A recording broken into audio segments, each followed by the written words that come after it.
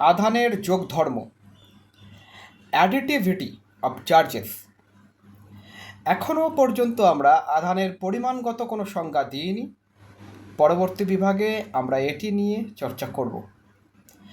আপাতভাবে এমনটা করা যেতে পারে ধরে নিয়েই আমরা অগ্রসর হব, যদি একটি সংস্থায় Q1 এবং Q2 দুটি আধান থাকে, তবে সংস্থাটির মোট আধান পাওয়া যাবে Q1 এবং Q2 এর সহজ বীজগাণিতিক যোগের সাহায্যে, অর্থাৎ বাস্তব সংখ্যার মতো আধানগুলোর যোগ করা যায়, অথবা এগুলো যেন একটি বস্তুর ভরের মতো স্কেলার রাশি। যদি একটি সংস্থায় Q1, Q2, Q3 Qn প্রভৃতি n সংখ্যক আধান থাকে, তবে সংস্থাটির মোট আধান হবে Q1 plus Q2 plus Q3 plus Qn।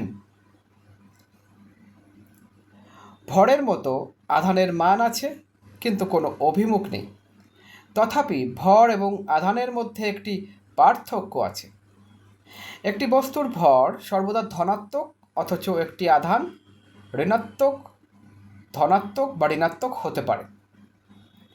একটি সংস্থায় আধানগুলোর যোগের সময় এদের সঠিক চিহ্ন ব্যবহার করতে হবে। উদাহরণস্বরূপ, একটি সংস্থায় অবস্থিত যে কোনো এককে 5টি আধান +1, +2, -3, +4 এবং -5 এর মোট আধান হবে ওই একই এককে +1 +2 +-3 ++4 +-5 = -1।